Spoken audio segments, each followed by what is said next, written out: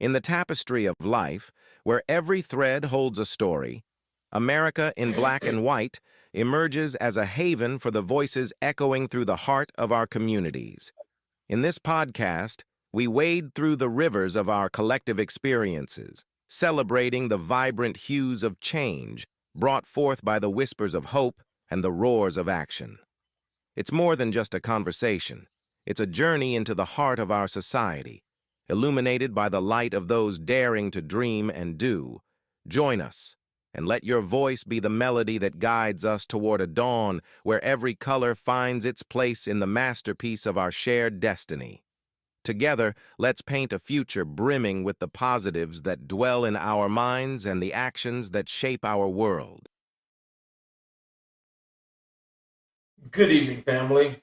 Welcome to American Black and White, where legacy meets the truth and healing begins with conversation. I'm your host, Charles Zachary King, and tonight we're diving into the heart of emotional wellness, purpose, and relationship restoration. Our guest is a woman whose work spans continents and transforms lives.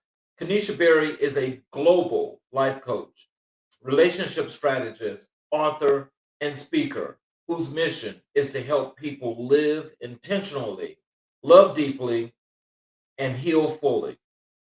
Whether she's guiding couples through the emotional complexities of the holiday season or helping individuals rediscover their purpose, Kanisha's approach is rooted in faith, emotional intelligence, and radical authenticity. Tonight, we'll explore her work as relationship coach, her strategies for navigating the holidays with grace, her voice as an author, and why Oprah Winfrey and her mother remain the most influential figures in her life and career. This episode is a gift, so lean in, take notes, and let's journey together through the wisdom of Kaneisha Berry. Ladies and gentlemen, Kaneisha Berry, please. Hello, Charles. How you doing, young lady? I am great. How are you? I am excellent. Welcome back, and it's good to see you. Oh, look, we're doing red. I know, right? Wow. We didn't plan it. So, is there anything you wanna and give the audience before we get going into the show? Just a little warning that I have this horrible cough that I have been trying to tame for quite some time now. So forgive me if that comes up while we're talking tonight. But other than that, I think like your introduction kind of nailed it. I will tell you that I believe the last time we talked, I was certainly in America. Now we are living in Germany. So Oh it's a wow. late night here. So Okay. Okay, a globetrotter. yes. Well, let's start with your relationship coaching, and we're gonna be talking about couples during the holidays. Mhm. Um, can you tell us what unique challenge do couples face during the holiday season? I think one of the greatest things that couples face during the holidays and even outside of the holidays is these expectations that we put on ourselves. We all can, whether we mean to or not, create a fantasy about what the holidays should be or will be. And then we fight so hard to make what the image in our mind match our reality Mm, instead of sometimes just deciding that let me check into my reality. Maybe I can't afford Christmas this year. My reality could be maybe all these years we fought to have this big, you know, Christmas with or Thanksgiving with family. I never really enjoyed it anyway. Maybe that's reality. But mm, we get locked into our minds of this idealistic thing that we're trying to push and create that we don't check in with one another to see, is this working for us? mm. Do are we willing to give up the fantasy to discuss what would be good for us as a couple, not worried about what the family say, what others say, and if it doesn't look like our idea. I think that expectation piece is the biggest problem. I was just having this very conversation with my promo guy because we were talking about the holiday season and just some things that people get to expect. And my thing is like I know that my parents, when we were coming up, how everybody went overboard about this Thanksgiving, Christmas, and all this other good stuff, right? Yeah. Well, I was thinking, like we understood, as you got grown as to what that was like. But why would we want to continue that cycle? You understand what I'm saying? Yes. Because it doesn't seem like that's right. And Mm. so I was just like, I know that there's got to be a better way of doing that, especially in today's times right now. Um, It's hard for a lot of people. So, like, what do you think people should be thinking about as to, especially couples or, our husbands and wives? What should they be thinking about, really for the at easement as to how they should work together on The biggest thing I think we have to do is that emotional healing part so that I'm no longer overly consumed about what it looks like to other people if me and my family can't join the big holiday. Maybe we literally can't afford it. And so I'm not worried about, well, what are they going to think if we're not there? And so sitting down as a couple and deciding together that we're going to do what's best for us. that? Mhm. And that's no offense to your parents or my parents or the other people in the family. And we're going to allow them to be responsible for what they think and how they feel. And we don't need to take that on.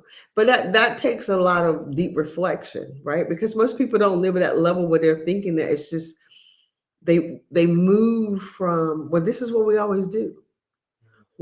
This is what my parents expect, or this is what our family, how can we change it? But I think when a couple can really do the thing, what the Bible talks about, cleave to one another, Mhm. where now I am doing all I can to make sure that my husband is happy and he's making sure that I'm happy, then we can say to the parents or the other members of the family, we're really sorry that this bothers you, offends you, or is it working for your idea or what you think is about? But we have to do what's best for us. And that takes some intention, Mhm. right? And it takes some, maybe it's going to take more than one conversation because surely it might be someone in the relationship who emotionally they can't even imagine. What do you mean I can't be there at Christmas time with my family? Mm. Like we literally this week, because we have been planning to come home for Christmas. And more than anything, I want to come home for Christmas. But you also have to be real about what is happening with the airlines right now. Oh, don't trust that. And my husband said he came home 2 days ago, and I said, babe, I don't think we're gonna be able to go home. He's like, do you know how relieved I am to hear you say that? He says, because I have been thinking about it. I didn't want to upset. I said, Wow. bro, I don't want to be stuck in the airport. Oh wow. Um, so how do you help couples navigate family dynamics and expectations, especially at this time of year? So I always tell my couples that they think they're having a marriage problem, but many times they're having a me problem. Mhm. And once I get them to buy into that, and that can be a little bit of a challenge once I can get them to buy into that and begin to do the self-reflection and the self-examination, then we can have a conversation deeper about what are these expectations that you're holding on to. Who told you that? Like who told you that it had to be that way? There's a gentleman named Vision. I can never remember Vision's last name, but he talks about this thing he called bullshit rules. Excuse my language, right? And he talks about how we will get caught up in this rule that's been set for us by society, by family, the standard of a rule that we don't challenge, we don't question. We just, well, this is how we've always done it. This is how my grandmama did it. This is how my mother did it. But we don't go, well, why did they do it that way? Mm. And so one of the things we do with the couples is we literally start at helping them think about, why do you believe that? Mm. And like one of my biggest things is always to say to the couples, okay, but is it working? Yeah. You know, you're fighting to be right, or you're fighting to hold on to this identity. Is it working? Well, no, but what do you want to fight for the but? Like that's the part you want to hold on to? So helping them just shift their mindset around some of the beliefs they're holding on to that they've gone let go unchallenged. So we start inviting them to challenge that. Where did that come from? Is that true now? Um, what we find, because we do this program called Think Your Way to a Better Marriage, and what we find is couples have been having the same argument in their marriage. It could be 5 years, 10 years, 20 years that they was having probably right before they got married or at the early part of their marriage. But that thing is connected to some part of their past Mhm. that's connected to hurt, shame, disappointment. And so it's just replaying itself. Right. So once we can wake them up to, oh, wow, that is it. Now we give them an opportunity to make what I call a conscious decision instead of like going on automatic pilot, what this is it, this is how it is. Is it? And then they go, oh, well, wow. Okay. Like so now we're talking about something deeper than the issue. So Mhm. sometimes maybe the conversation isn't about the holidays. Wow. Yeah. And so,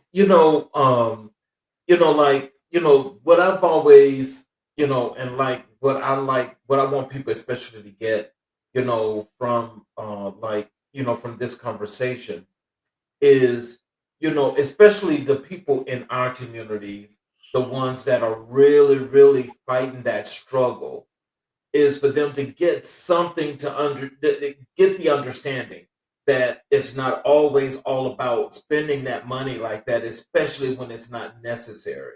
Yeah. And so my thing is, I hope that as we're going through this, that they're able to get some understanding and know that that's not really necessary. Yeah. Because I know, like right about now, yeah, of course, you know about the struggles here in America. This is like unbeknownst to anybody right now. And so I really wish that people would use this and use some logic and just make a lot of the right decisions going forward. Yeah. What's your advice for couples dealing with grief or loss during the holidays? To do just that, to deal with it, to create space for it. I think one of the hardest things that I've seen people do, and I was probably guilty of it back in the day, is when a person is uncomfortable with their own emotions, their own sorrow, they certainly can't be comfortable with yours. Mhm.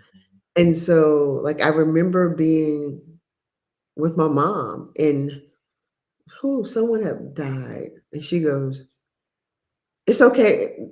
It's okay. It's okay. You'll be fine. Just stop crying." And I'm like, "Mama, that don't do that." And she's just like, "Well, Kaneisha, they can't just cry about it. Someone just died. Yes, they can just cry about it." Mhm.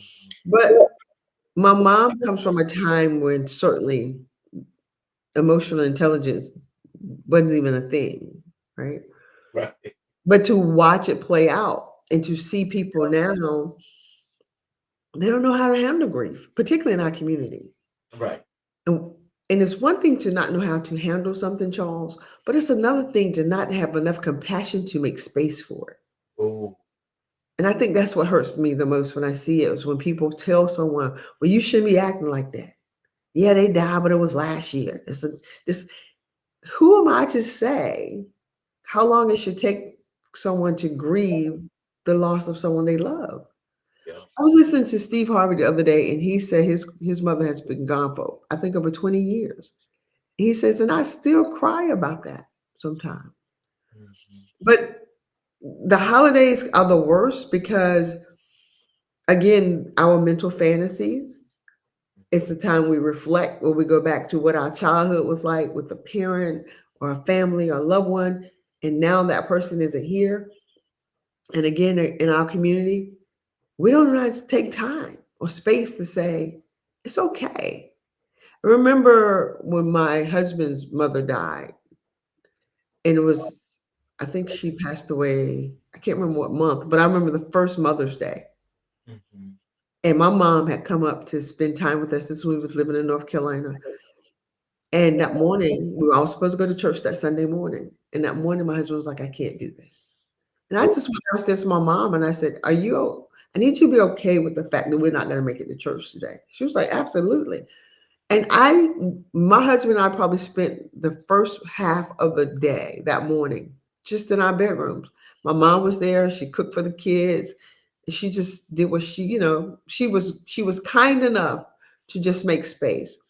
But all I can imagine, what if I was so insensitive to the fact, well, my mama's here and I know your mama passed away, but you need to celebrate.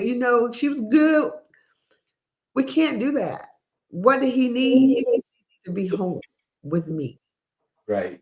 So we need to tune into one another to say, what does what is it that my loved one need in this moment? And even if what I need is, I don't want to talk to anybody. I won't be around anybody.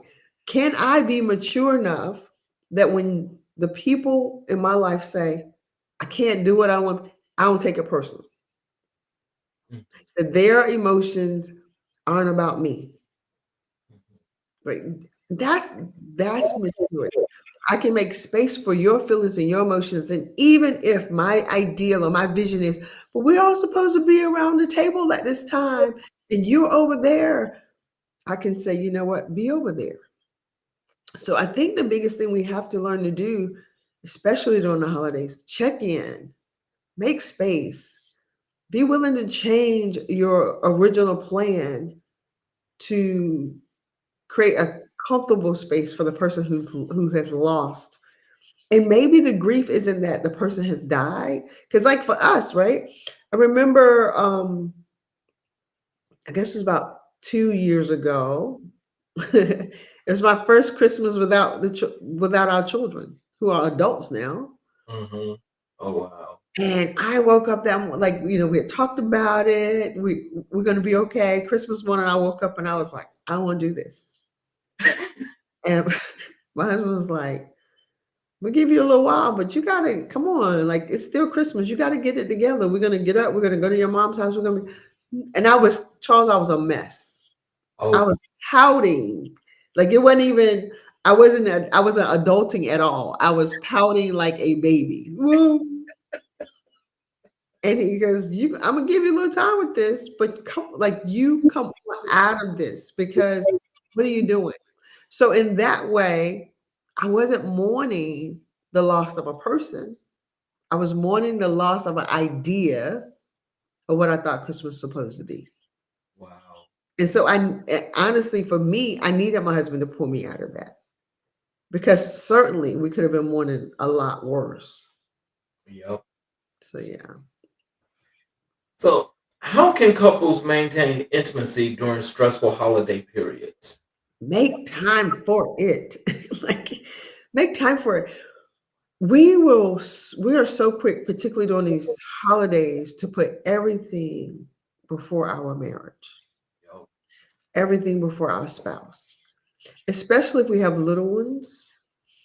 Um, and again, that beautiful picture that we have in our head, we're running around town, we're trying to make sure that we have all the food we need, that the Christmas tree look, the way it has to be Instagram ready. Like,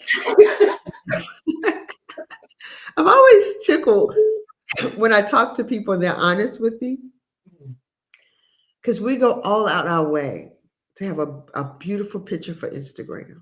Mhm. But tell you about, girl, if you could have been there and the kid was over here and I had to yank this one up and we just finished fussing. And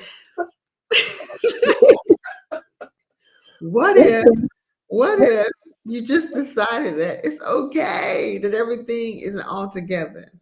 Yeah. What if I made my husband or my wife the most important thing, or set a day where we said, listen, Christmas is coming up. Christmas Eve is for us. We're gonna put the kids away and we're gonna spend a couple of hours where we just hold each other, talk to each other, look at each other. Because sometimes we can be moving so fast, we're not even looking at each other anymore. We get so busy about these lists. I say top of the list, you got to put us. Yeah. Make us a priority. And what does that mean? Like, talk to each other about, what does it mean to you to feel like I prioritize you? Because my love language is quality time. My husband's love language is touch and feel. What if I'm trying to give him quality time when all he wants is just hold my hand? And holding hands is not something I always want to do. But if I am being intentional, I'm going to stop. And so with the couples, let's break down and start really giving language to what it is you need. Well, I need you to spend time with me. What does that mean to you? Because I might think going to the movies is spending time, but you may think that's not. Right. So it's that is how we create intimacy during these holidays. Is prior to, let's have these real discussions where we go deep, we dig in, and we talk about what is it I need, what do I need to feel loved, seen, connected. And then when can we set time for that? What role does communication play in holiday harmony? Oh, it's everything. But it's that thing that we struggle with anyway. So I think what happens a lot of times in these holidays with communication is everybody's having communications in these pockets. Right? Right. My spouse over here talking to his friends about what we're gonna do, and I'm over here talking to my friends and family about what I'm gonna do, and the kids over here, they done made a whole plan with it means you have to either drive them somewhere or get them. And then all of a sudden, here comes this moment in time where people have created plans that include you without including you in the plan of the plan. So it's huge. And we have, it's a great thing about life. Is, Charles, we have the opportunity to go back and look at the year before and say, what didn't we like about last year?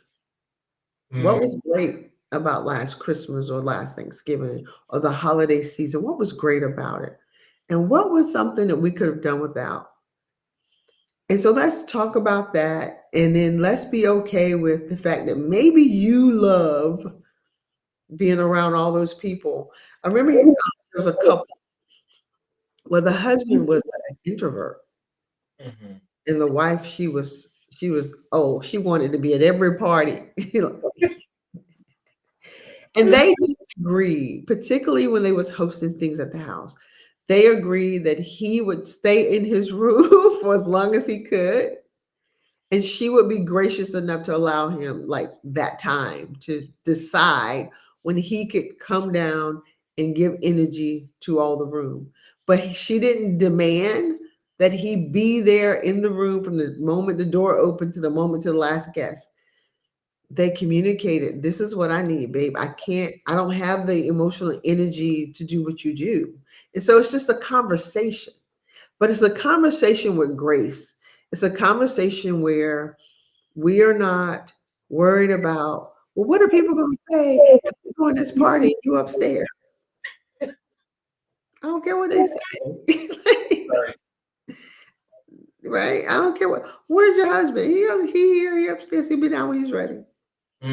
We can easily get so caught up in worrying about what are they going to say. One of the most beautiful things I saw is 2 weeks ago, I spent the week down. We went to Dubai. My cousin was celebrating her 50th birthday for the week. And her husband had to work, but he was there.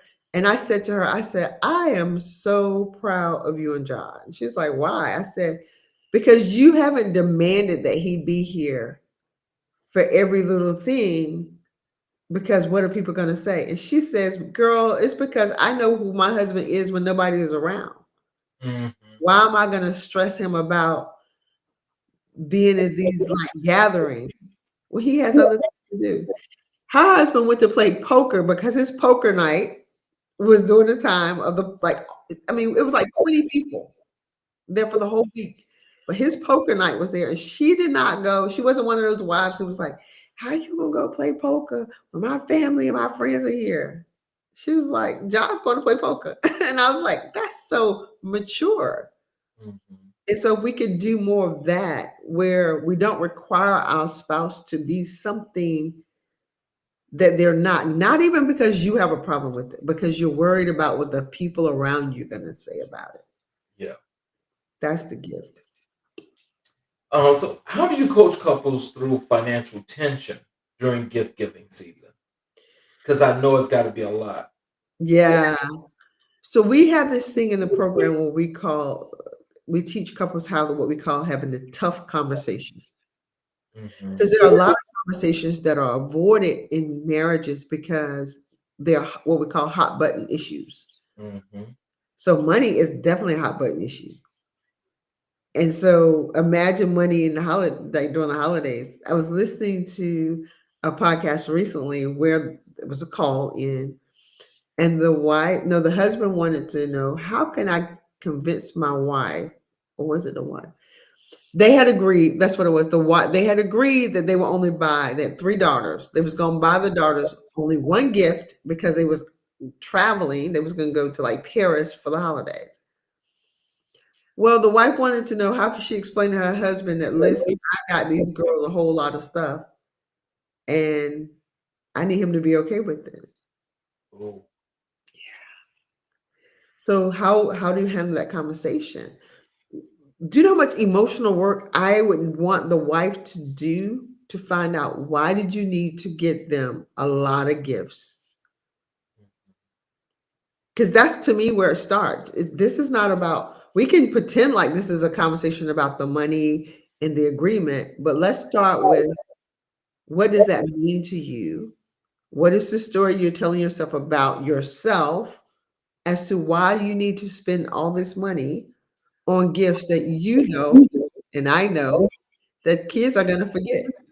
So we'll start with that. We're going to go deeper as to what is driving the motivation behind how much you're spending.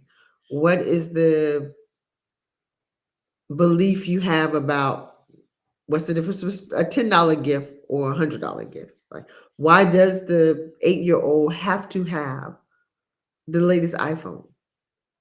Is that really about them, or is that some of your stuff? And so then we can, once we have that conversation, get that level of clarity, you can now move into how do you guys communicate about the actual number or the budget that you set. Right. What are some rituals or practices you recommend for couples to stay connected? Mm. Everybody says date night, Hmm. and I certainly agree. Date night is huge, but I also think it's important to, it doesn't have to be a whole night, it doesn't have to be anything special, but setting again time and attention to, maybe when my spouse comes home, I'm turning off everything, Right. giving full attention, um, asking. So recently I posted a video where I said, ask your spouse on a scale of 1 to 10, what do you rate our marriage? And then be mature enough to hear the answer without getting offended. Because Right. what if they say 3? Right? That could be like, oh, 3. That's Ooh, they'll be like, wait a minute, what's going on? right. But okay, so here's opportunity for communication, and let's find out what's happening that you have it at a 3. But then the next question is, what 3 things can I start doing to get us to a 10? Mhm. Wow. And so just that little thing of being willing to listen to your partner and hear But remember, men and women are different. And remember that clarity is everything to a man. And sometimes for women, we're all over the place. And so it can't be, it's a three, and this is why, and because, and last week when you did this, whoa, like, let's get clear. 3 simple things I can do to make this better. Like, right. So those kind of So, how do you help couples set boundaries with extended family? Ooh, that's good. That's good. For me, everything starts with the internal, I call it what I call the mind monsters or your internal voice. You can't set a boundary if you don't already have a standard as to what does it mean to protect this marriage.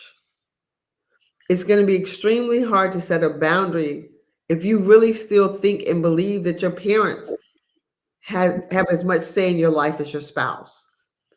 So we push that, the Bible, cleave to your husband's wife, cleave to one another. Marriage is the priority. And understanding that a true boundary only works if there's a consequence. Mhm.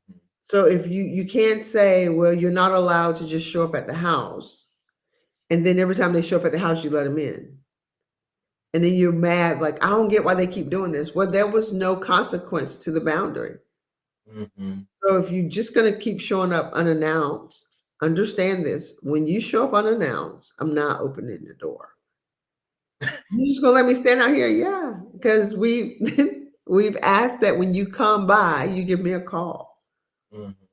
And so you begin to run with the couple. We got to get y'all on each other's side, where you realize the most important thing in this relationship is each other. And if anytime you think the most important thing is anything other than each other, we got to start there. Because you're not going to set a boundary against someone you think is as important as your spouse or more important than your spouse. Right. So that's the start. Um, what's one myth about holiday relationships you love to debunk? A myth about holiday relationships. Mhm. I'm trying to think of any myths that I know. Well, I think it's influenced by all of these holiday movies. Mhm. You A know, fantasy. yeah. And I think the biggest one would be that life is not a fairy tale. Yeah. And again, be willing to evaluate and fight for in a good way, your reality instead of fighting each other for fantasy. Mhm. Um, because I think this whole idea that word should, well, it should be like this. You should do this and you should do that. Those they have to be debunked and they have to be um examined. What are your shoulds is one of the things I would say.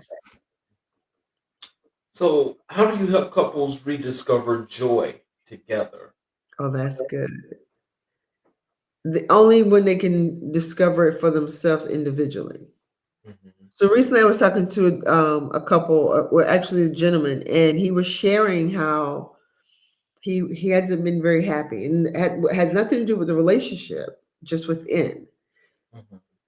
But his idea was, I'm going to protect the one I love because she doesn't need to know all this stuff that I'm carrying. Oh, the Yeah, baggage. right. Well, what happens is that creates a level of disconnection where now it feels like something's wrong, but you're telling me nothing is wrong. Mhm. And because we tend to think that, well, because we're in a relationship, I can tell something's wrong. It must be something wrong with me or something wrong with us in this relationship when it has nothing to do with the relationship, but you're not communicating that. Mhm. Therefore, if you cannot share your sadness, you can't share your joy. Wow. And so what I would tell couples is let's make sure individually you are clear about your own joy before you try to have it in a marriage. I had a dinner with a group tonight, and we was discussing just that. What brings you joy? And we were all sitting around the table like, it's been such a long time since as adults that we play, right? And your play could be like maybe you love knitting, someone else loved to still draw a sketch. But when is the last time you did something just for the simple joy of it? So it's going to start with the individual before I can say, as a couple, you need to have joy. Because I think that's one of the worst things is we can tend to want to make our spouse responsible for our joy. But I'm supposed to bring joy with me into the relationship, not expect him to give it to me. Oh, well, I mean, now that right there in itself sounds very convoluted, and that does not seem like something that can compute and work together. Oh, no. Because that sounds like it's very, very different and very opposite, and one is like giving, and one is just receiving. No, and that's why we have to be responsible for our own emotions, Hmm. right? So if I'm walking around with no joy, of course my husband's going to feel that energy, but it's not his job to make it okay, like make me better. He can observe, he can say, is there anything I can do? But I have to tune in and go, there's something in me that's missing or lacking right now that I need to give attention to so that I can feel what we call our my own joy cup. Hmm. And so that when my joy cup is full, there's a saying like, when my cup is full, what runneth over is for you, but what's in the cup is for me. Right. And so as individuals, if we go out and man, like, we're having the best time in our own special thing, right? Like my husband, if this brother could play flag football or basketball every day, his joy cup is runneth over. I understand that. I can't give that to him. He has to do that. Right? Right. But then he gets to come home, and what I get to experience from him is this glee, this excitement about life because he's full on the inside. He's not coming home to get full. Right. Yeah, so that's why I think it's so important. We have to have our own thing that brings us joy, and then we just get to share that Mm. with our spouse. Let's move over to life coaching and the individual support during the holidays. Why are the holidays emotionally triggering for so many people? So that's so packed, Charles. That's so packed. We have to remember everyone's childhood, particularly during the holidays, wasn't always pleasant. Mhm. So Christmas in my house may meant one thing, but Christmas in your house may mean another thing. And so it's triggering because many times we don't even deal with the stuff from our past. It can be triggering because now I have to go and be around some people who really did hurt me as a kid, and I'm not even allowed to talk about it. So now I'm sitting across the person who hurt me, abused me, mistreated me. But it's the holidays, so I gotta be happy, Mm. right? Oh, wow. It's holidays are so packed with the so packed with the opportunity to be triggered, right? Just some of us have been hustling to make sure that our kids have this Christmas that we never had. Not because our kids want it, but because we are determined that, when when I was growing up, my parents couldn't give me this, so I'm gonna give my kids everything. That's a trigger. Yeah. And so even though it's coming out and it looks good, but what if you did that at the expense of a whole lot of credit card debt? Ooh, that's it. Not excuse the French, but that wouldn't be cute. Right. So and we do it it's so easy to do it so unaware of why you're moving, and Mhm. then later go like, oh dang, right? And then and I always tell my clients, the way it shows up is you then when you're by yourself, you go, why did I do that? Yeah, exactly. Why did I do that? And so the why do I do that is an invitation for you to begin to explore and dig deeper. But sometimes we just go, why did I do that? I don't know. Okay. No, that's when you're supposed to stop and go, why did I do that? What emotion was I longing for? What desire was I trying to get met? What was I trying to do that made me go out and make this choice or decision that I knew wasn't good for me in the time of making it? But if we just go, oh well, and we keep repeating the cycle. So yeah, Christmas is the holidays triggers everywhere, I imagine. Yeah. Um, what's your approach to coaching clients through seasonal depression or anxiety? It depends on the client. I always, if my client is capable of taking a thought captive, I can work with them when it comes to depression, anxiety. If they can't do that, because sometimes that brain moves so fast, that mind, not the brain, the mind moves so fast, they can't like meditation, connect to breath, breathing, slow things down, hear what's going on in your head. If they can't do that, Charles, they need more help than what a coach can provide. They may even need medication. And yeah, and I don't say that to be disrespectful, but like if Yeah. your mind is racing all the time Oh wow. and you can't grab hold, you may need a little bit more help than what a coach can provide. But if I can help you take a thought captive, meaning let's write down the dominant thought that's stopping you, not the sentence, not the paragraph, the thought, then we can start dealing with like what is true. So we then begin to build a case against the thought that causes the depression. Wow. So that's typically how I help out my clients. That I have different tools like that I use. I just when I just think about, this in general, I think to some extent it seems like there's a lot of people that have that that we call it that holiday depression thing or whatever you want to call it. Yeah. And I think sometimes when it hits, sometimes it's least expected. And so I was like, I will tell you, last year during this time. Now I will tell you that I was kind of like feeling a lot of that because it was the first holiday season without my mother because she died June 30th of last year. Mm, And so even though, I'm an adult and I'm going through all this, that and I done been out the house for like God knows how many years. But when she was gone, and it's like I could not pick up the phone and call and normally do the little laugh and jovial things that we do on the phone. And it's like she's not here. mhm. And so that kind of like it kind of like hit.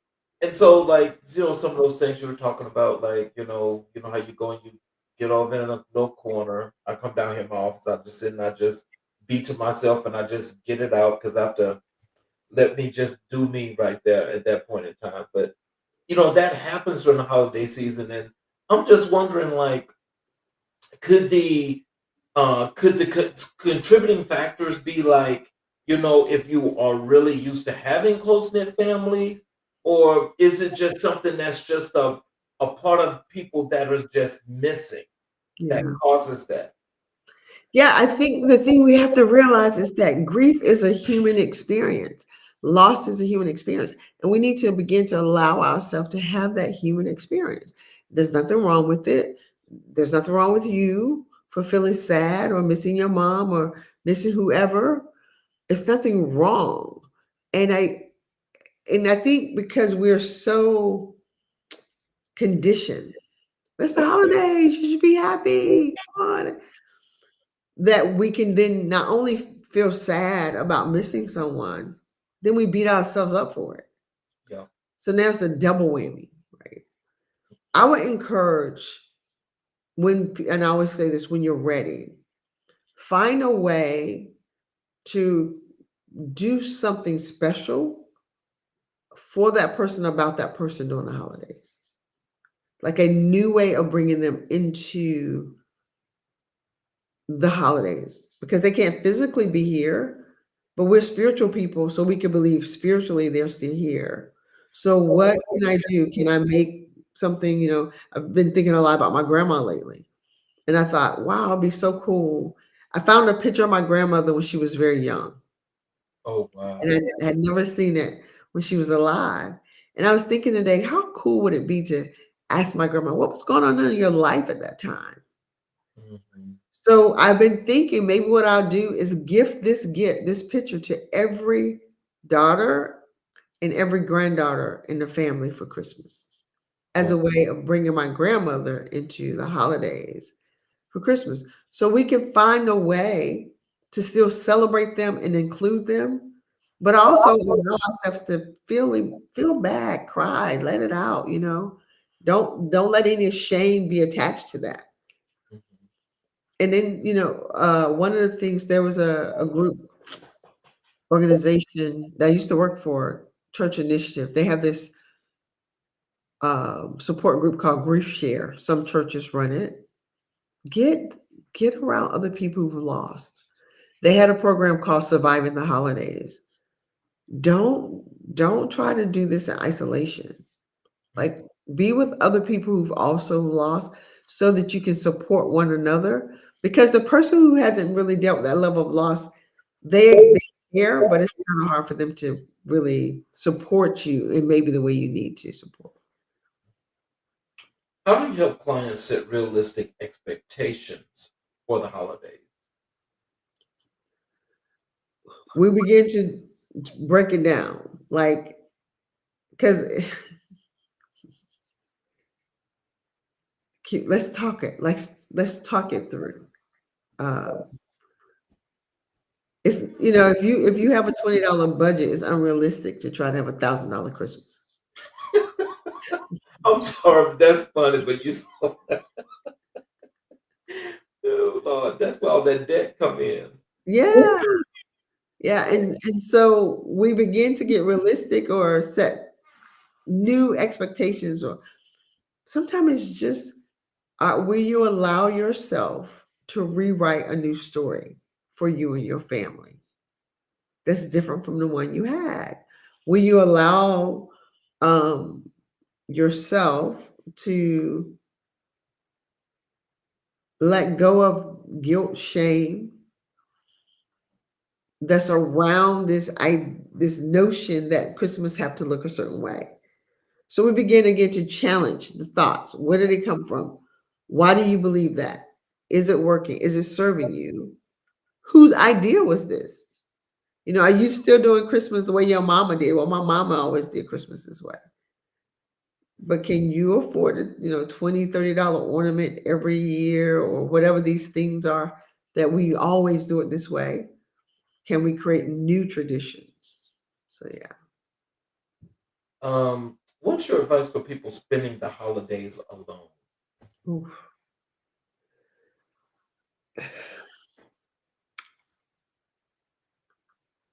I would do encourage people to find other people. Hmm. Charles, I was with a group tonight, totally new. I'm new to Germany. I don't know any of these people. Literally, a lady earlier this week, she put in a group of expats. Hey, would anyone like to meet up for dinner tonight? Or not dinner, for drinks. Oh wow. 5 of us sat together and met. And the conversation was about how lonely everyone is. Oh wow.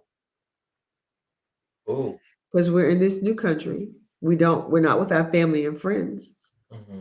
Um,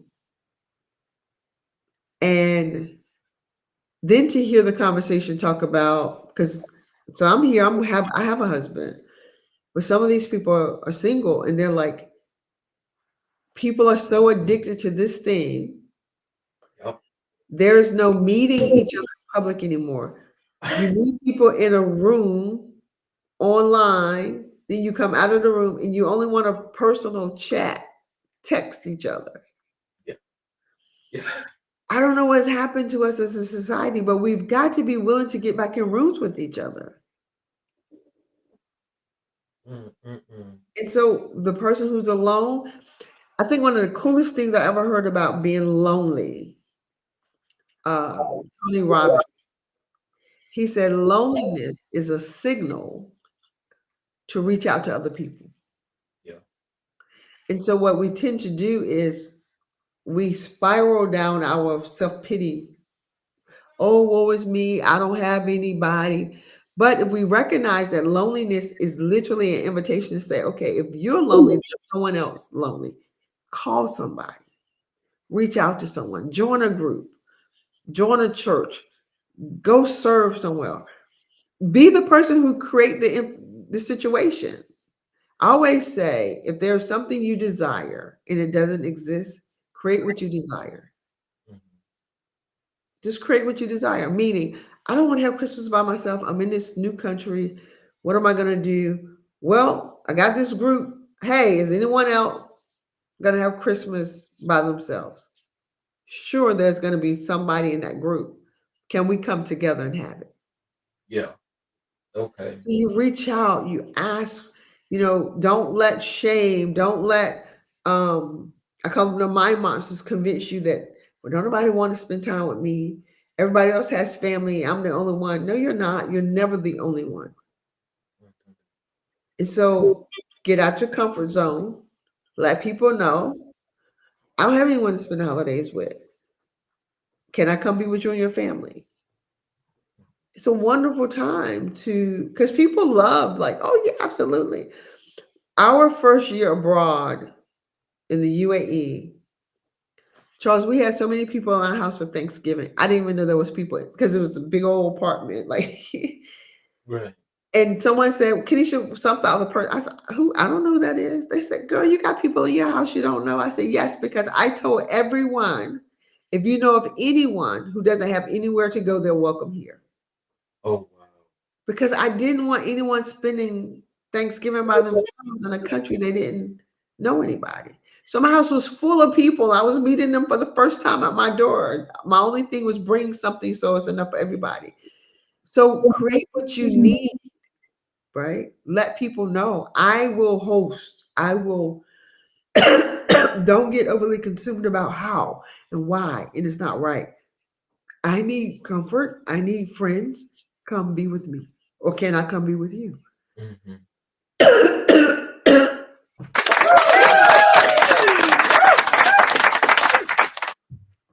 That was I hope that a lot of folk got the heartfelt part about that because I remember is when I was growing up, especially during this time of year, and that when you found a lot of people that were alone, they normally did the ultimate, you know.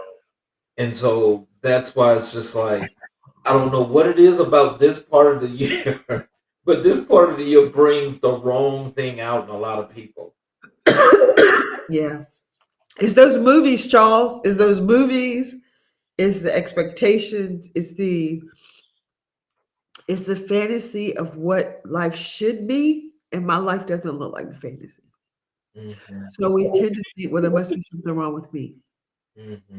When the truth of the matter is, none of our lives look like the fantasy. Right.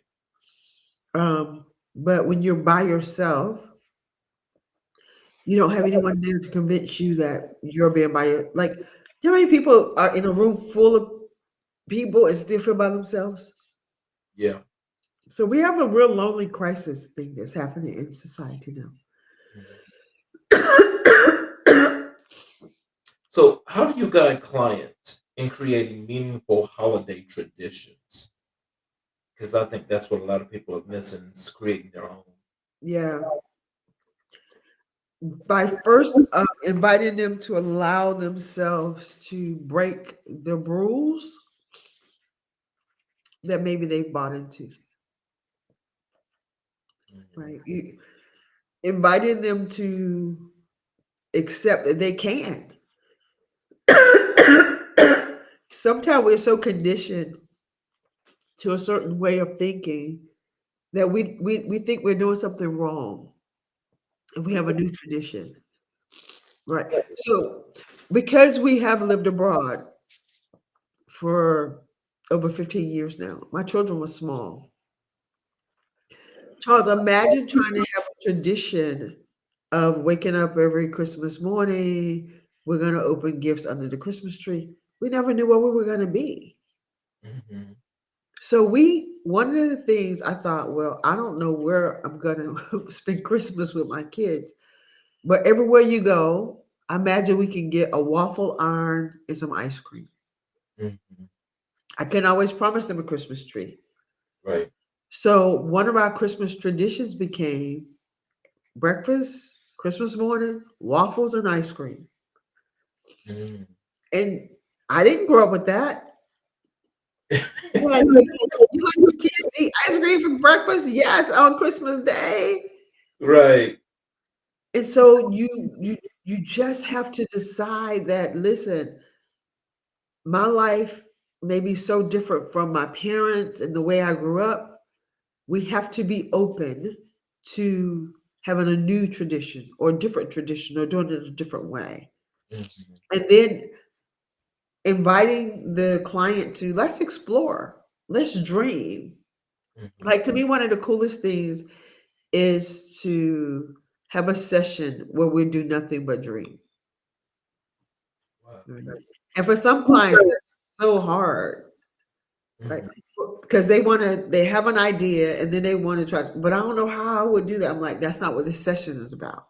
We're not figuring out how. We're just dreaming like tomorrow morning you're gonna wake up and all you're living a life that you've always dreamed of. What does that look like? So Wow. some of it's just even Charles breaking the pattern of them not even allowing themselves to dream of anything different. Mhm.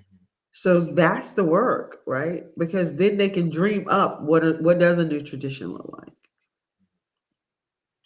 So, what role does gratitude play in your coaching during the season?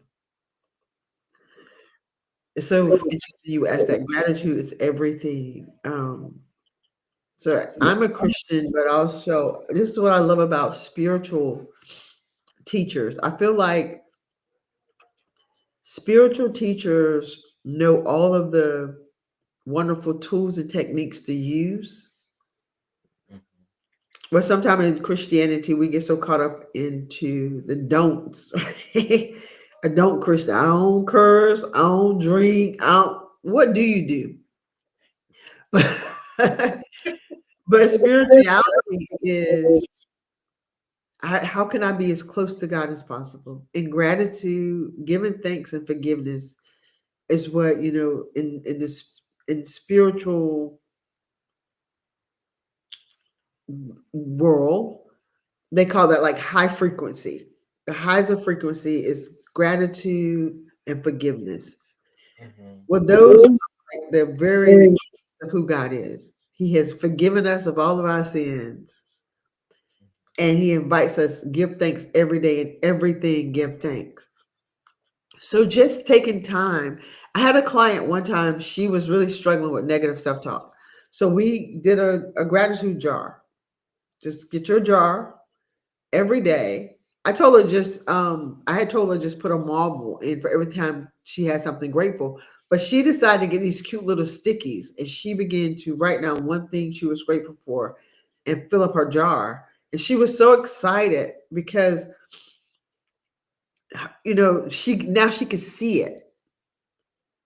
Wow. Because sometimes we can say, well, I'm grateful for my family, but your mind can get bombarded with all the other things that's not going well that it slides by. But if you put it in a something physical you can see, you get to look over and go, wow, look at all those like notes or marbles or something I have to be grateful for. And it's a constant reminder. So gratitude is everything. It shifts your energy, it moves you to a higher level, it places you in, I heard this lady say today, This is how she spent time in the kingdom of God, is in gratitude. Mhm. So it's everything. Wow. So, how do you help clients navigate holiday related trauma or family Mm. tension? Holiday related trauma. The hope is that they're ready to talk about it. Mhm. The hope is that they're ready to deal with it. And once we begin to name the trauma, identify it, then we can begin to reframe it. Mhm. Um, Repurpose it. I always say that if you don't use your pain is going to use you. Yep. And so until you take hold of it, has a hold on you. And so in during these holiday seasons, just like any other time, we're going to we're going to identify the hurt, the pain, the trauma, the shame. We're going to give a name to it.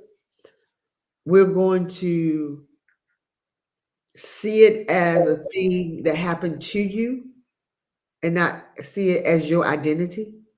Mhm.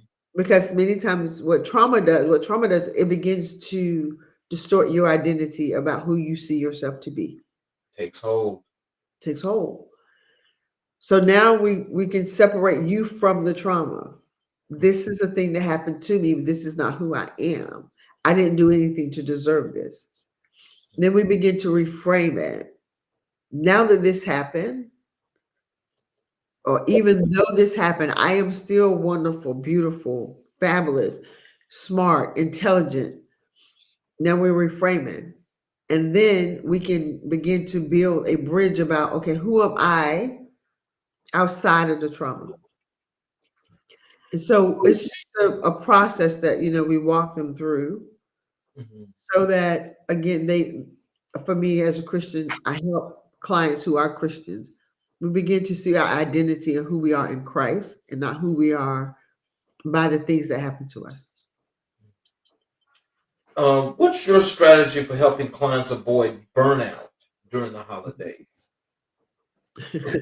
Now you know that's major because that is definitely happening. Everybody's on Club 5,000 with all these parties and all this food. All they they doing the whole nine. So I can't even tell you. Self-care is a real thing, but it's so challenging. But it all starts back with that identity piece. Mhm. It just does. I don't know how else to reframe it. I wish I had some other tools and strategies, but they all come back to the same thing. Mhm.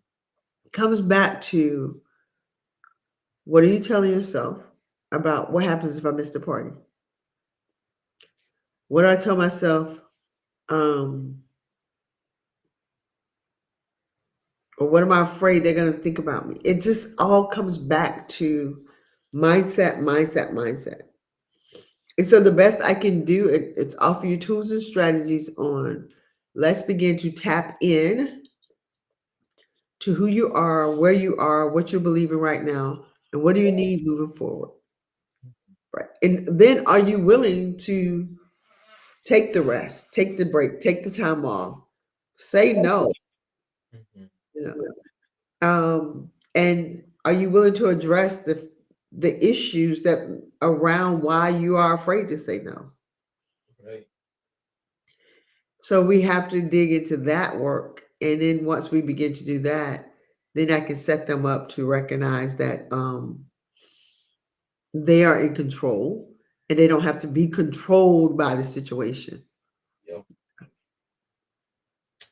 You know, it's just that just thinking about that though, and me thinking about just the holidays in general.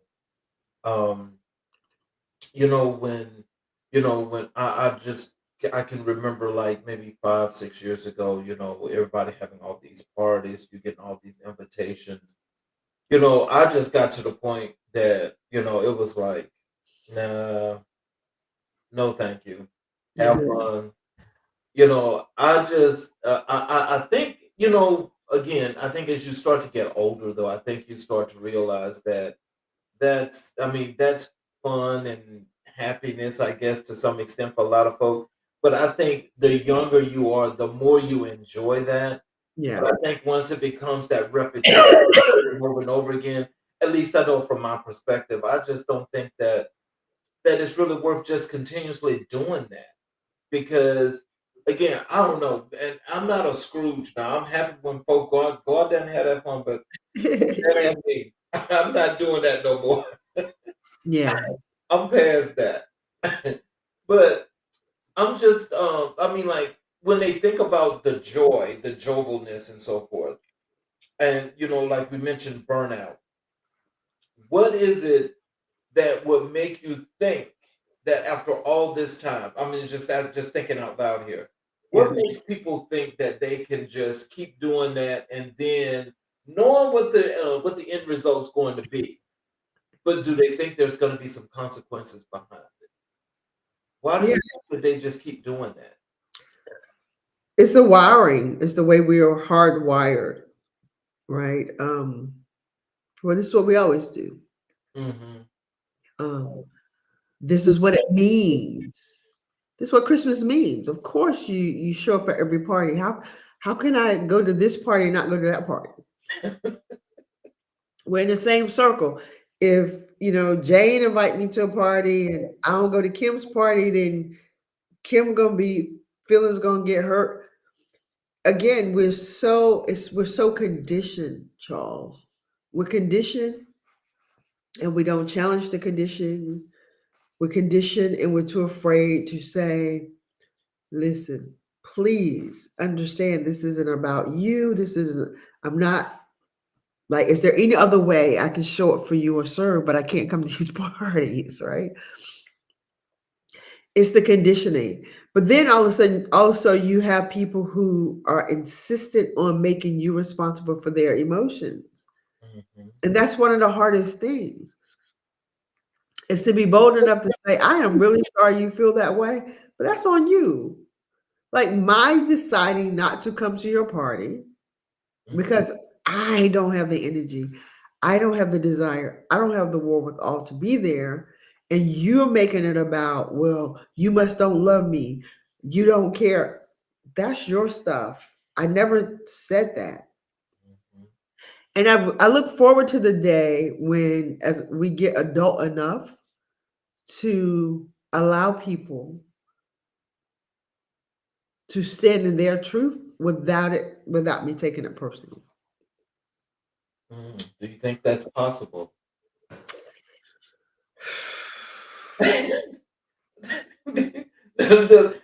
Because I mean, no, that really is that. I mean, that sounds like something that's really logical. But do you think that's possible? Because as you just mentioned, somebody's upset because you didn't come to a party, Right. and so it's like, well, you have to come to my party. No, but I don't. I just think about that when I was so much younger, and I just remember all that, and I'm like, Jesus Christ, I must have been crazy, and fell off the tree, and hit my head, and I was just delusional at this point. But Yeah. when I think back for all those years and actually doing that, I'm like, that is crazy. Yeah. That is really crazy. I mean, there's like at least 10 parties all in 1 week, and you have to go to all these parties. Yep. No. Yeah. Yeah. Yeah. It's a bit much, but do I think it's possible? Maybe not, but you have to get to a place. I was listening to Brene Brown recently. She's kind of resurfaced because I've been like, where's Brene? I love Brene Brown. And she said she was at a gathering and she was around a lot of women and she's like, oh, she knew that if she wanted to kind of fit in to the group, she would have to kind of hustle for her worth, right? She was like, I knew all the things I could do to fit in. And then she said, and I thought, it's not worth it. It's not worth it. She's like, I refuse. I'm at the place in my life where I refuse to betray myself to fit in. And so she teaches this thing, the difference between fitting in and belonging. Mhm. And so we have to decide, am I fitting in? Right. Well, I just want you to see me. Do I belong? And belonging means you want me there as much as I want to be there. Right. And so I say, show up to the parties of the people that where you belong. I had an experience, honestly, during my cousin's party, because I have a group of cousins. They're super close, which I love that they're close. But and they are always, Kanisha, you know it's not like that, like because they forget me, they leave me out. Right. But whenever I call them on it, I'm the bad person. And I had a moment where I realized I was like, oh, I finally get it. I am always welcome, Charles. I'm just not always included. Mhm. And I don't even know if they are aware of it, but that was the moment, the realization I had while I was there. I was like, I'm always welcome. Meaning, if they're having something, they're doing something, Kanisha, you can come. I can come, but nobody's going to pick up the phone and call to tell me to come. Mhm. I'm not included when they're planning, when they're thinking about what we're going to do. I don't show up on the list. But if I find out about it and I say, hey, I heard you, girl, you know you can come. And I believe them and I am welcome. It's just that I'm fitting in, Yeah. you see? And so you have to decide, am I going to keep living my life where I feel like I'm fitting in, or do I want to go where I belong? And I'm at the place where I want to go where I belong. And even if where I belong isn't necessarily with my family, Mhm. I've learned to be okay with that. It's a constant process. And again, I don't say, well, it's because they don't love me. It's because no, it's simply because our journeys are different. Okay, that's nice. Our journeys are different. And their difference is not good or bad. My difference is not good or bad. They're just different. I love them. I have a great time when I'm around them. I know they love me. And I don't question their love because of that. Mhm. But I have to decide that I have to be honest and be like, okay, I am always welcome, but I'm not always included. And is that enough? And so I say the same thing for these parties. Is that enough? Is it enough to be like, well, girl, I was here, but I'm exhausted, I'm burned out, I'm stressed. I haven't spent time with the people who really want to spend time with me because I didn't want to let anyone down from this party. But now you let yourself down. Mhm. So you have to at some point decide whether you are worthy of your own peace, joy, and love. Mhm. Maybe at the expense of theirs. Mhm. How do you coach clients to stay grounded in their values? By helping them recognize what their values are, Charles. Do Mhm. you know how many people don't know what they value? Mhm. If you ask a person what they value, they tend to go to a couple of things. They'll say, oh, I value family. I value God. But if you ask them to go deeper, they're like, what do you mean? Some people say, you know what, I value money. But no, if you had the money, what is it that you would want to get? Will the money give you love? Will the money give you the attention you want? Will it make you feel significant? Because those are the values, the thing that's behind the thing. Oh, I value my family. But what about your family that do you value? Do you value the quality time? Do you value the sense of belonging? Do you value that you feel like, I'm a part of a unit? So the way I help them is begin to identify what they value, because your value will determine your decisions. And so many people don't know their values. Yeah, that is 500% true. Yeah, What's one holiday coaching success story that stands out to you? that's a good one. Man, I can't remember where I actually coached just around the holidays. Um, it's usually about so many other things. It's kind of this. Uh, Again, I don't think it was so much about the holidays. I had a couple who they were of different cultures, Mm, mm, so we had to do some work around the idea of the fighting about well, which one of us are right? Because this is how my family always did things, and this is how my family always did things.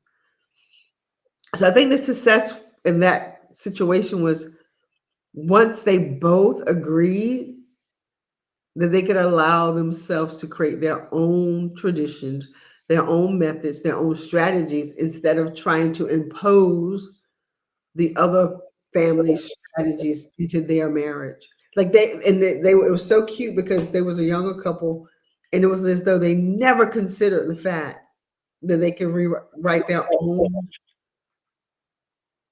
story. mm. So I think that was like one of the coolest things to see these moments where they're like, huh, I don't have to do it. Wait, my family did it. No. Now you all are family. You have to decide what works for you all. And they're like, and so they took time to figure that out for themselves. And to come to find out some of the family traditions they was fighting for, they didn't even like. It was just right. So yeah, that was a cool thing. It was a younger couple. I can't remember what two countries they were from, but the fight was, and it wasn't so much around Christmas or the holidays. It was just around recognizing that how do we merge these two different cultures by creating a new one. Well, so let me just go through this. When we talked about Black history, you mentioned that Oprah Winfrey, your mother, and Lisa Nichols were your were the most influential people in your life and your career. Yeah. Can you tell us why is Oprah Winfrey such a powerful influence in your life? I can Oprah honestly, before I started being a life coach, back in early 90s, Oprah was talking about things that now we all get. She was the first person who brought out this concept that you're not your thoughts. At least she was the first person I heard bring on people that talk like that. That she used to talk about soul work before we knew what soul work was. So she helped me to see that my life was bigger than the moments that I was having. She helped me to connect to the notion that I was created for more than just getting up every morning, going to a job I hate, taking care of some kids, buying a house. She helped me connect to that bigger part of myself. So that was what Oprah, like, that's what she represents for me, helping me realize that life is about so much more than the mundane. Mm-hmm. Because I didn't know, like I didn't have anyone in my immediate circle or my family talking about the things that she was talking about. Um, what lessons have you learned from Lisa Nichols about speaking and healing? A few. One of the favorite things I learned from Lisa Nichols, and she talks about this with family, is to like Lisa talked about how there was several people in her family who could use her programs, but they would never ask her for help. And finally, she got to a place where she was like, you know what? This is the one place I can go and just be Lisa, where they expect me to show up every time with a macaroni and cheese. They don't care that I've toured the world or that I've just come off a stage. They're like, you're just Lisa. So she helped me to realize, like a lot of times people will say things, particularly have a business. My family don't even support me. They're not there for me. My friends, they don't buy my product.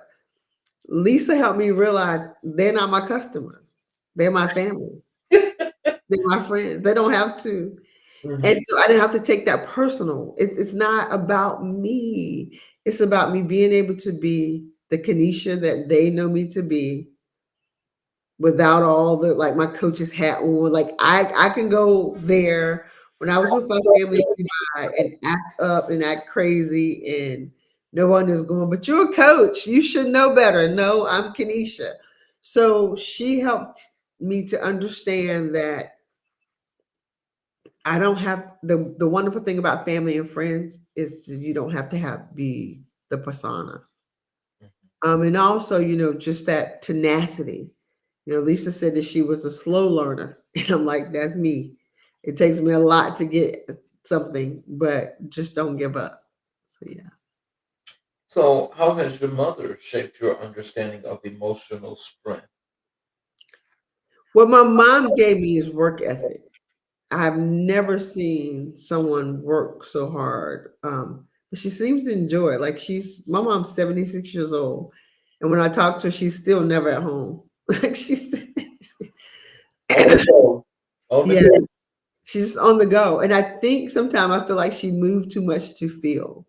I don't necessarily think that part is healthy because I think she stuffs, but she has definitely encouraged me that regardless of what it looks like, how hard it seems, you just gotta keep going, girl. You just gotta keep going. And mom, again, she's 76 years old.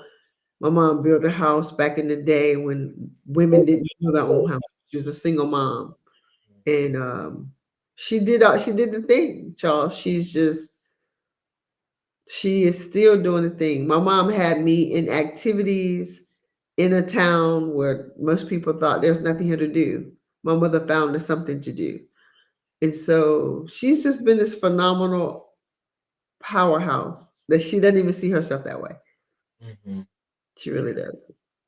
That's I will say this. That is the thing about our Black women that I always find to be so amazing is that when there is no anything, they're there.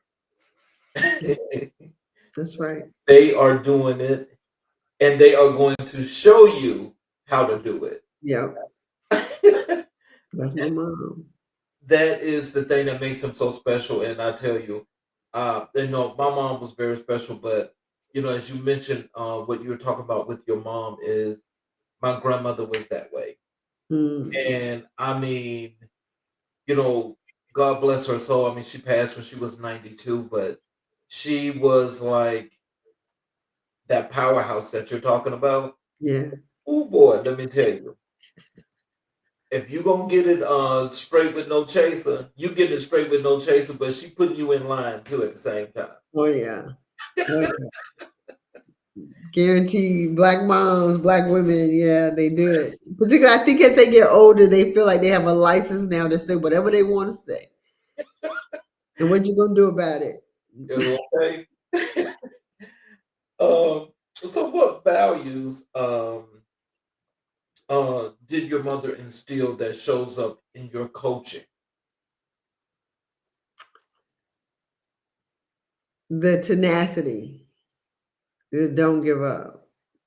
The back in the day growing up, we didn't use words like manifest. Right, right. But I watched my mother manifest every single thing she wanted. And she would just say it like, I'm an only child because my mother decided before she had kids, she was only going to have one daughter. I said, well, what if I was a boy? She said, you won't gonna be a boy. What?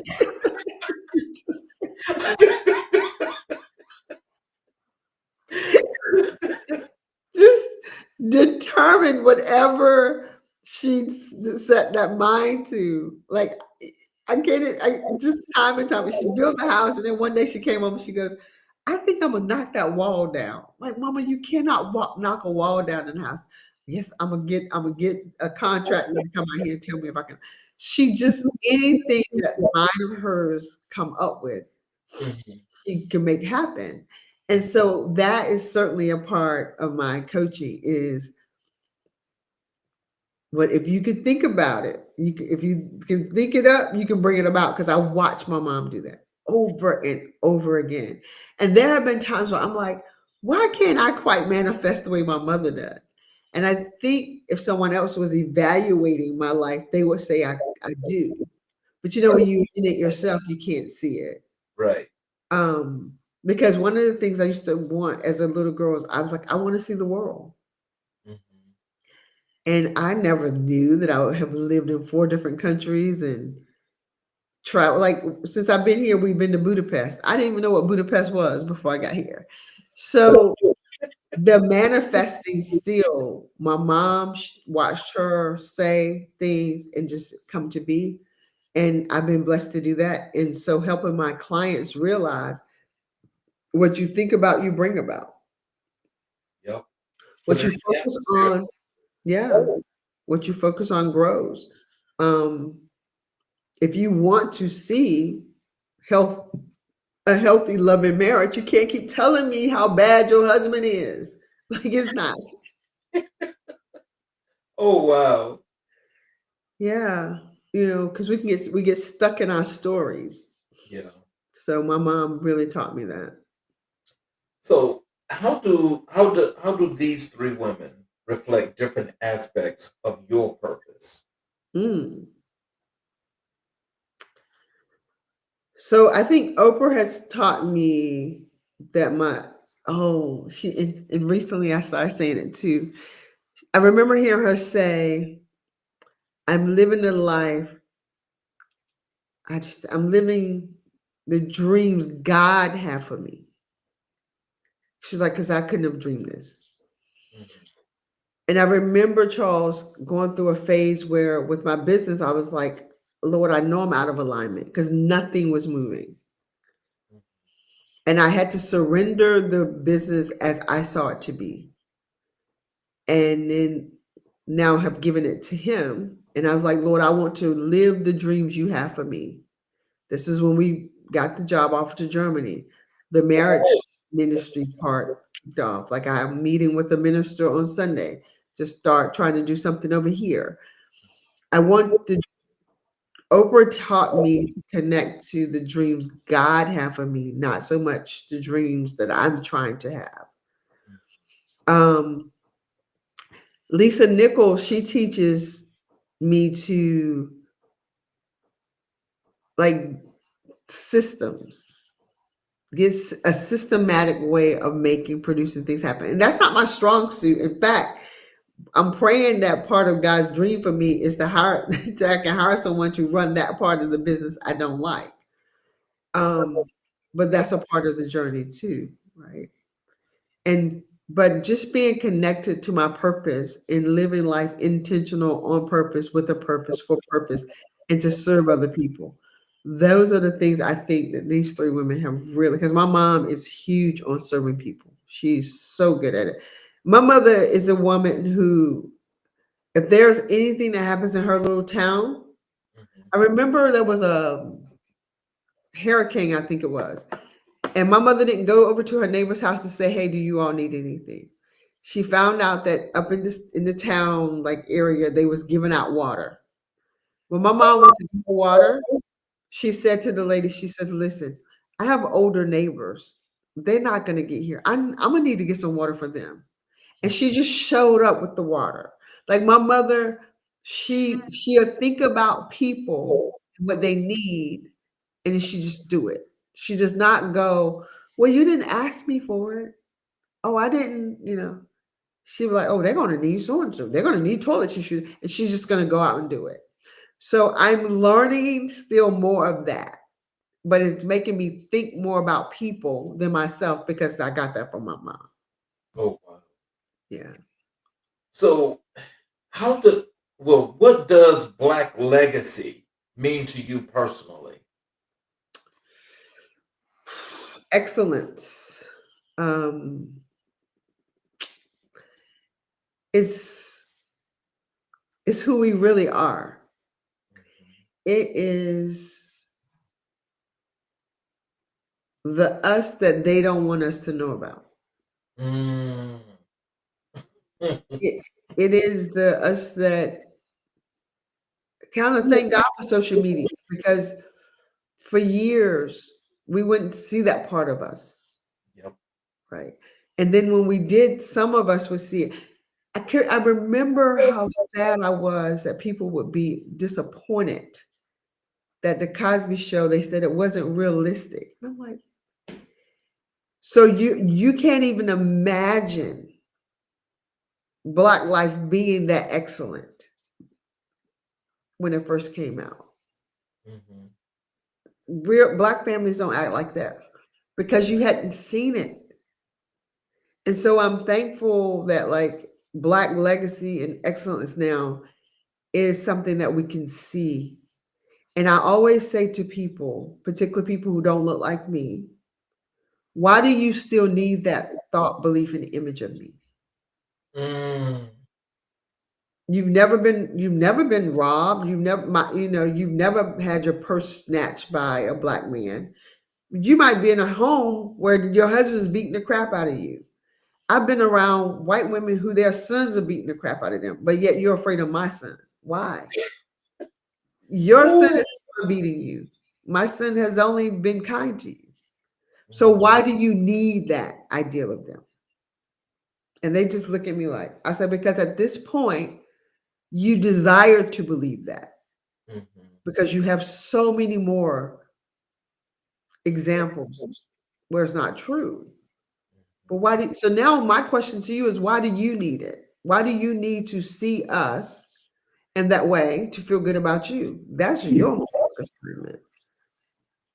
Ooh, see, I tell you when you need to make sure that I got one more question for you, but you need to make sure that you continue to follow and make sure that next season, which starts in January, we have a new segment that we're going to be introducing, which means now I'll be doing 5 days a week.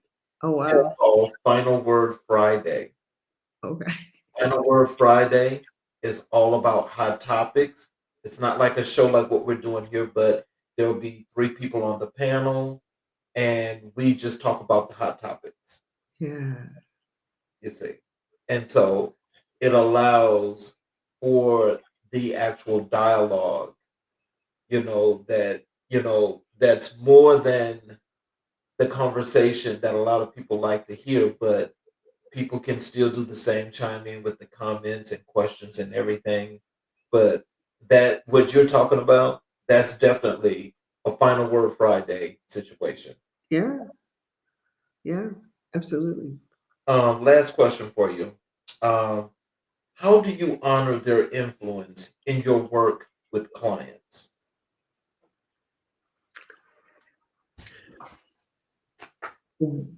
I show up and give the best I have to offer, Charles. Mhm. Um, because when I tell you my mom gave me her best, and she still is. Like my mother called me the other day and she's like, how much is it gonna cost for y'all to come home? Because she's thinking that we can't buy a ticket. I was like, Mommy, it's not about being able to buy a ticket. It's about being able to get there if we buy a ticket. Just have a heart.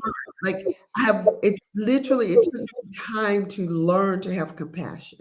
And I learned the reason I didn't have compassion is because I didn't have compassion for myself. And so now I know how to sit with a person who's in their sadness and allow my discomfort to sit still. Mhm. So I try to honor these three women by showing up, being the best I can be, serving well, um, and helping other people transform their marriages or their life.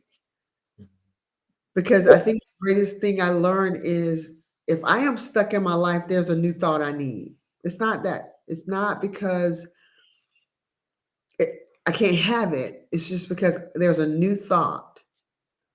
I need a new way of thinking. I need a new strategy. And so being able to do that and be that for those who need it. That's my desire. So, in closing, what are some words of wisdom and encouragement you'd like to leave for our audience, as well as informing them as to how to connect with you on your socials, as well as your website for the services that you offer? So words of wisdom is I would encourage you that remember that really trouble don't last always. Because right now in America, it can feel never ending. Like I'm over here watching it, and there's a part of me that's really sad for my family that's there. But I keep reminding myself, that trouble doesn't last always. That there is an end date to this thing. Uh, I certainly encourage you, if that you're married, particularly during this time, please don't turn on each other. Turn to each other. It's going to be easy to want to blame someone, and you'll blame your spouse because they're there. But now is the time for you guys to come together. I'm offering a free master class next Thursday night at 6 o'clock. Well, it starts at 5:30. I'm sorry. Just to give you tools and strategies on how to do this marriage thing well. Because so many people struggle in their marriage, not because, again, they have a marriage issue, it's because they have a me issue, or they have a false identity about what marriage is supposed to be. So I would encourage you to join that class so that during these really difficult times, when you guys should be back to back fighting the enemy without, that you're not fighting within each other like in the house. And then lastly, you can contact me at berrythoughtfullife.com. So my last name is Berry, not Berry, but berrythoughtfullife.com. And all my socials are the same thing, berrythoughtfullife.com. And I would love to offer free consultation or just be there for you. Well, I want to thank you for, giving us some of your time, especially at the time of you just transitioning over to a new place. And it's always good to see you. And You're I am very, very happy that we could do this show. Um, for those of you that are watching, I am encouraging you to please make sure you reach out and you connect with Caneisha, because I think each and every last one of us at some point in time are going to need some of these services to help us to at least maneuver and to move a little bit better. Because, as she said, tough times don't happen always, but you're not always up on cloud nine all the time either. true. So I think it's definitely one of those things that you all should be reaching out to do. I want to thank you all for spending this time with us on this wonderful Friday night. This special was definitely worth doing, and again, we all should give thanks to Kanisha for putting out these words and these tools to help us all during this holiday season. And remember to think to be um, about as responsible as possible. Do not go out there spending all that money. Please don't. Uh, so just so you know, for those of you that are watching on all of our 8 streaming channels, including the YouTube channels, if you have not yet subscribed, please support us by subscribing to our channel as well as enabling all notifications. You'll be able to catch all shows live as well as go back and watch all of the previous recorded shows. And please continue to give us this feedback, give us some comments as we're doing shows. We definitely appreciate it. As I mentioned, we also have a new segment that we're premiering on Friday, July 6th, say January 16th. That is going to be Final Word Fridays. It is where we talk about the hot topics for the week or whatever our panelists would love to discuss. We do it in a social manner, and you will also be allowed to have your best beverage while we're chatting. Um, if you have not yet subscribed to either our community or our magazines, please go and do that as well. And we want to continue to bring you what Black excellence and a Black legacy is to look like. Please join us. Stay involved. You guys have a great weekend. Thank you again, Kanisha. And we will see you guys on Monday on American Black and White, where we will continue to color conversations on the canvas of America.